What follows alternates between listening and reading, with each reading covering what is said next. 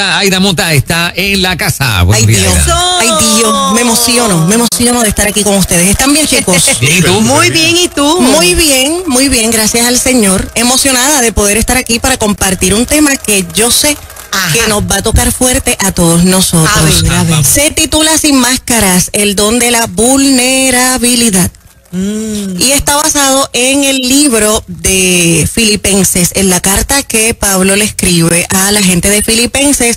De hecho, esta carta se conoce como la carta del gozo, porque hay un verso que más adelante se nos muestra en este libro, en donde Pablo dice que nos regocijemos, y otra vez nos debemos regocijar.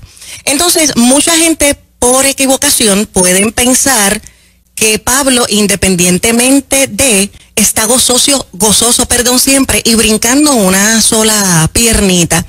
La realidad es que cuando uno estudia bien esta carta, se da cuenta que aunque las circunstancias no son ideales, Pablo sabe que Cristo es su fortaleza y es la razón por la cual él puede vivir confiado independientemente de las circunstancias.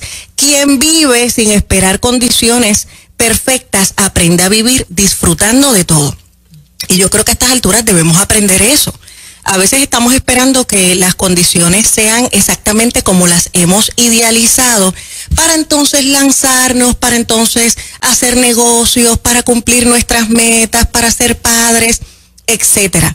Así que a mí me parece que día a día hay que disfrutar las bendiciones que el Señor nos otorga, y tarde que temprano, sin darnos cuenta, vamos a estar más cerca de lo que pensamos, de nuestras metas y de nuestros sueños. De hecho, el mismo Pablo dice en Filipenses capítulo 4, verso 11, he aprendido a contentarme no importando cuál sea mi situación. Él dice, sé vivir en abundancia, pero también sé vivir en escasez.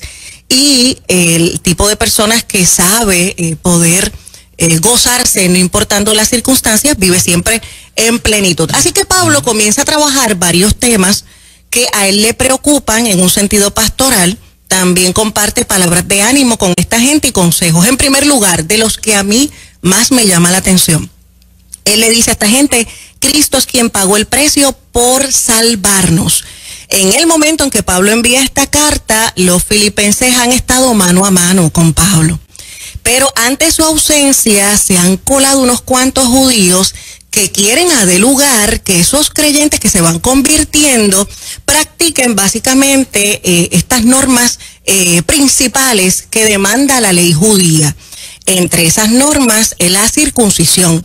Entonces, algunos de los cristianos están atribulados y dicen, pero si nosotros no somos judíos, ¿por qué tenemos que practicar esto?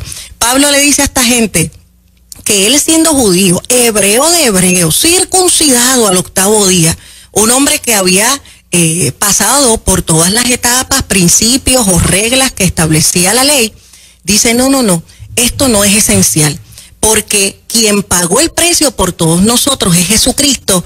La fe es la que nos salva y no nuestras obras.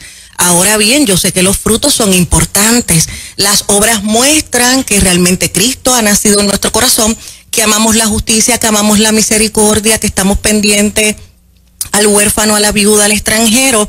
Pero aunque esas cosas son frutos, eso no es lo que determina nuestra salvación, sino la fe totalmente en Jesucristo. Lo segundo que Pablo le menciona a esta iglesia como palabras de ánimo, palabras pastorales y de consejo, él agradece las ayudas y el acompañamiento de los filipenses. Esta carta es preciosa porque es un Pablo agradecido de gente que ha entendido la visión y la misión. Y en el capítulo 1, verso 7, Pablo le dice a esta gente, ustedes comparten conmigo el trabajo de amor que Dios me ha encargado. En la cárcel o delante de los jueces, ustedes siempre me apoyan para afirmar la verdad de esta buena noticia. Me da gozo pensar que Dios pone en el camino gente que alivia nuestra carga y gente que se une a esa visión y ese sueño que Dios puso en el corazón de uno. Y eso hay que agradecerlo. Además que a mí me parece que si en algún momento yo he apoyado la causa de Moraima y yo digo, wow, Moraima, yo entiendo que tú tienes una carga fuerte y quiero ayudarte sin ningún interés en medio de los negocios y proyectos que Dios ha puesto en tus manos, y esa persona se faja contigo. Cuando sea yo la que tenga mis sueños y mis luchas y mis metas, me gustaría también conseguir gente que ¿verdad? Que se pueda unir a la causa y bendecir a uno. Entonces a mí me parece que la carga se alivia muchísimo cuando hay gente que tiene un corazón tan y tan noble, que aunque no sea el sueño directamente de esa persona tiene la capacidad de hacer una pausa en su vida para bendecir a alguien más y que esa persona se sienta completa y plena. En tercer lugar, Pablo le dice a los filipenses, todos tenemos una responsabilidad de modelaje. En el capítulo 4, verso 9, Pablo dice, sigan practicando lo que me oyeron decir y lo que me vieron hacer. Y esto se diferencia un tanto a lo que Jesús le dijo a sus seguidores respecto a los fariseos. En el caso de los fariseos, Jesús dijo, ustedes hagan lo que ellos dicen, pero no lo que ellos hacen, porque ellos hacen cosas contrarias a las que enseñan y dicen. Pero Pablo tiene autoridad de decirle a esta gente, no solamente sigan mis palabras, sino también mis acciones, porque todo lo que ustedes han visto en mí es congruente. Ojalá nosotros le podamos decir con autoridad a la gente eso. Y en muchas circunstancias nosotros le decimos a otros creyentes que tienen que madurar. Y cuando se presentan escollos en el evangelio y cuando se presentan situaciones de dudosa reputación, ¿qué le decimos a la gente? Usted tiene que mirar a Cristo. Y eso es bien cierto, pero nosotros no podemos escapar de la responsabilidad de que tenemos que modelar al Señor y cada día mejorar nuestro testimonio, que al fin y al cabo es la predicación más congruente que la gente recibe. También Pablo le aconseja a esta gente, decidan qué pensar. A veces nosotros somos manojos de nuestros pensamientos y me parece que a veces nos arrastramos y revolcamos en el mismo tipo de pensamientos. Pablo le dice a esta gente, piensen en todo lo verdadero, en lo recto, en lo puro, en lo agradable, en lo que tiene buena fama, en todo lo que merece alabanza. De hecho, hay una de las interpretaciones en donde Pablo dice, concéntrense. Yo sé que demanda mucha fuerza de voluntad el colocar los pensamientos donde deben estar, porque a veces es más fácil seguir todo el día pensando en la persona que te hizo daño y obviar toda la cantidad de personas que creen en ti, toda la gente que te ha hecho bien, toda la gente que te ha ayudado. Así que Pablo nos insta a que coloquemos nuestros pensamientos en todo lo que merece alabanza. No en balde por ahí dicen que la calidad de nuestra vida está intrínsecamente relacionada con la calidad de nuestros pensamientos. Tú te encuentras gente que a lo mejor no tiene mucho en la vida, pero están bien gozosos y se sienten plenos porque ellos piensan que son bendecidos y están agradecidos por todas las experiencias. Y por último, Pablo dice que es importante que nosotros nos extendamos a lo que está delante. De hecho, Pablo dice en el capítulo 3, verso 13, olvídate de lo que queda atrás y esfuérzate por alcanzar lo que está delante de ti. En otra de las cartas, Pablo hace una referencia o una comparación con la vida del cristiano. Y dice que nosotros los cristianos somos similares a los atletas. El atleta que corre un maratón tiene cierta posición corporal. No está muy erguido, tampoco está sumamente echado hacia atrás como si fuera a bailar. ¿Cómo se llama el baile este que lo hacen mucho en las bodas y en las fiestas, que van bajando el palito y la gente? El limbo. El limbo. Pues mira, el atleta no va en esa postura porque tampoco va a bailar. Si te das cuenta, el atleta está un poco echado hacia el frente. Y eso ayuda a que avance en medio de su ejercicio. Y no solamente eso, apunta hacia una meta, hacia una dirección clara. Pablo dice que es importante extendernos hacia lo que está delante. Y si yo tengo esa postura, he dejado cosas atrás. Si yo tengo esa postura, yo no puedo ir corriendo y mirando lo que acabo de pasar o lo que acaba de pasar por mi lado. Así que estoy concentrado, estoy enfocado en la meta, me estoy extendiendo a lo que está delante. ¿Cómo uno logra seguir adelante cuando uno ha sufrido tanto? ¿Cómo uno logra seguir adelante cuando tienes que soltar cosas que no quieres soltar? Cuando tienes que dejar cosas en el pasado que no quieres dejar. hay amores que uno no quiere dejar, hay mejores amigos que uno no quiere soltar. Entonces uno se da cuenta en la vida que hay personas que llegaron para ser parte en cierto momento de tu historia y de tu vida, pero no van a seguir la historia completa. Es bien difícil soltar personas que uno ama y que uno quiere que sean parte de la historia. Así que, ¿cómo uno sigue hacia adelante cuando el dolor ha sido tan fuerte? En primer lugar, uno tiene que reconocer lo que ocurre. El dolor no es de débiles, ni es un asunto de desventaja, pero nos han enseñado eso. Que si no te va bien, pues tú eres un fracasado, y fracasar es de personas débiles y es una desventaja. En segundo lugar, hay que ser cariñoso con uno mismo para poder seguir hacia adelante. A veces escucho relatos de la gente y la gente me dice, no, pero es que yo me acuso y no me puedo perdonar por lo que yo hice hace 5 años. Yo miro fijamente a esa persona y le digo, ¿y hace 5 años tú sabías lo que sabes hoy? Hace 5 años tú tenías el conocimiento que tienes hoy y ves la vida como... No, de verdad que no. Pues no puedes acusar a esa Moraima de hace 5 años, porque hace 5 años atrás Moraima hizo, de acuerdo a sus circunstancias, conocimiento y experiencia de vida, lo mejor que pudo hacer. Uno es bien misericordioso con la gente de afuera, pero con uno de bruto para arriba. Uno se insulta, que uno no se dice. Uno tiene que aprender inclusive hasta abrazarse, pararse frente al espejo y darse palabras de motivación. ¿Qué uno puede hacer para seguir adelante? Ser honesto con los demás. Siempre vamos a necesitar el apoyo de la gente que nos rodea. Fuera del aire yo les hablaba a ustedes de un personaje llamado Epafrodito. Pablo habla en Filipenses acerca de él. Habla primero de Timoteo y después habla de esta persona. Y dice, cuando yo salga de este lugar voy a enviarles a Timoteo, porque yo sé que Timoteo les va a ser de bendición, pero Epafrodito también. Y yo quiero que ustedes sepan que él no ha ido antes a verles, porque estuvo muy mal de salud, a punto de morir.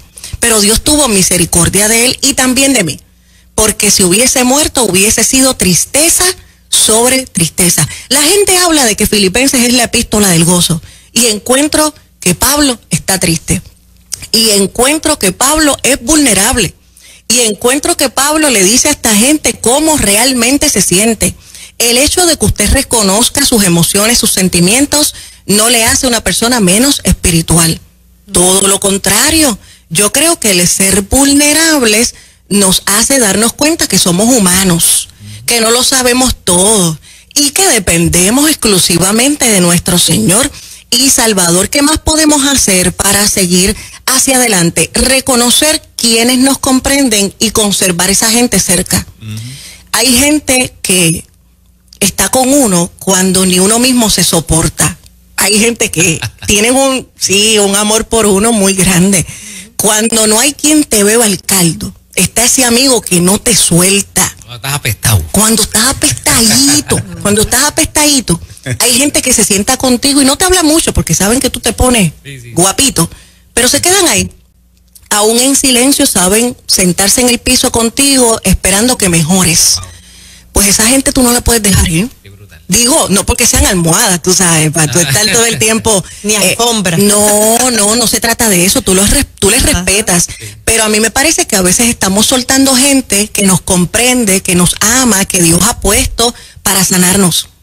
Tú sabes lo que es enfermar a alguien que te bendice. Eso para mí no tiene ningún sentido. Estoy llamado a bendecir a esa persona, porque cuando los demás me dejan en el momento crítico, esa persona permanece conmigo. Para Pablo, los filipenses o la iglesia de Filipenses son personas muy especiales. Y por último, ¿cómo uno logra seguir adelante? Si no puedes hacer más, acéptalo y continúa tu camino. Usted hizo lo que podía hacer por retener a esa persona.